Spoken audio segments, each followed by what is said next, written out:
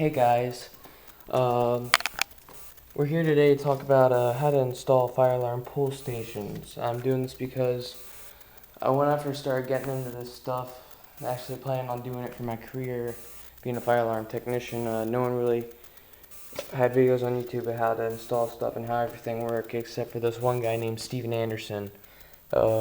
His account's no longer up. I mean, he was the guy that taught me everything. I loved his videos. Wish they were still there, but they're not, so I'm gonna go ahead and do this. So, there are two types of panels, conventional and addressable. Addressable, you can have many devices on one loop called an SLC loop, and what that does is all the devices in like the building, they're all on one loop, and they each have their own address, so back at the panel you can name the address.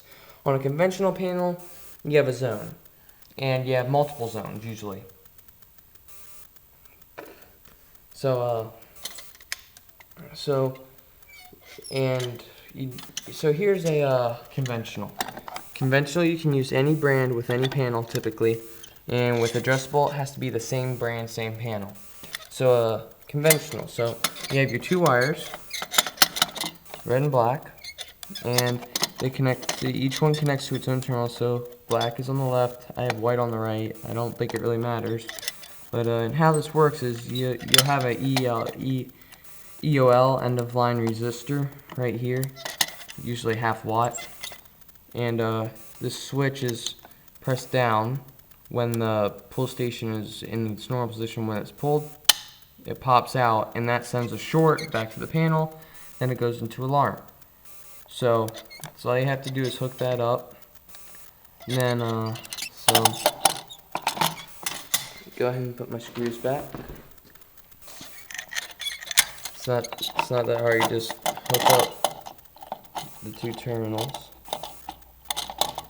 Hook up the black and white or black and red, whatever your wire is. Doesn't really matter if it's just the home thing. I just use whatever wire I can find around the house that's 30 volts or more.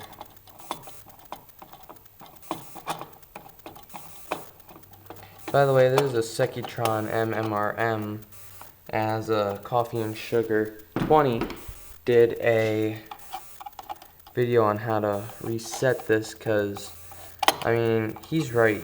It's written right there, if you can see the white. It's written right there how to do it, and apparently people couldn't figure it out. So if I can find a rod, I'll show you. Really, it's not hard. It's not rocket science. It's really, really simple. Alright, you take a rod.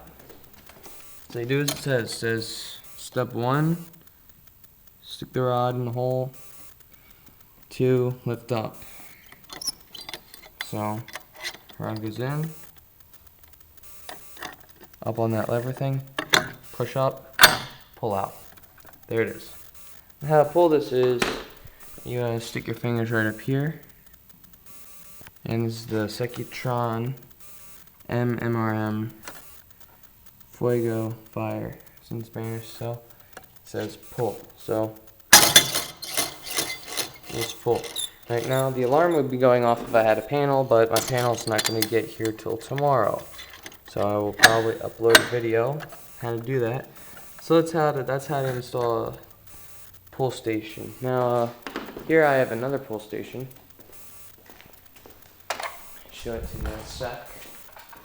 To get it set.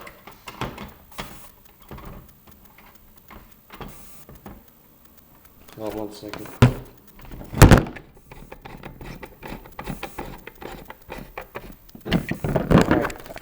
So here it is. It's the Notifier NBG10. So notice this is the back. Actually, this is a lot better. I put a key thing in there. I tried to get it work, but the thing on the side broke. So it's still hex. That's why it was having trouble resetting it. So here's your in. Well, here's the incoming wire, top, outcoming wire, bottom, or EOL right there. And a blind resistor, and it's simple. Just push in, pull down. As you can see that it's activated there. So I hate this hex key.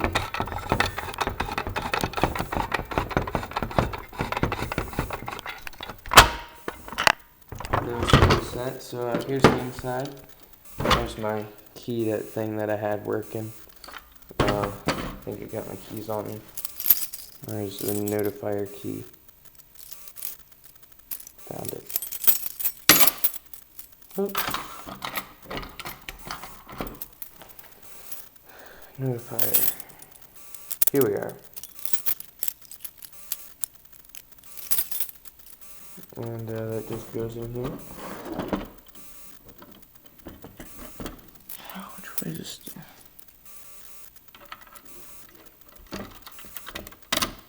And then that would turn and lock onto what I had super glued there. The stupid glue broke. So as you can see, it says excessive tightening of Allen head screw screw to back plate may cause undetectable housing fracture resulting in false alarm.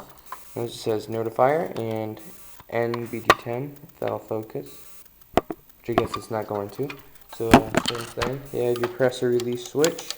Now some you can drop down the cover. It doesn't have a press or release switch. You have to flip the switch when you actually pull this. So that's what it looks like once you set. Then you just go ahead and tighten that back up. Alright, so now what's going to happen is that, as you can see, that wire from this, I want to pull it. I love doing that. Wire goes up along that pipe, which goes into the wall, which comes into our room. We call it the furnace room because it's got the furnace. And still coming along the black pipe. Then I had to splice it there because I ran out of wire. Came, spliced it again right there. And notice I have panel written on the wall.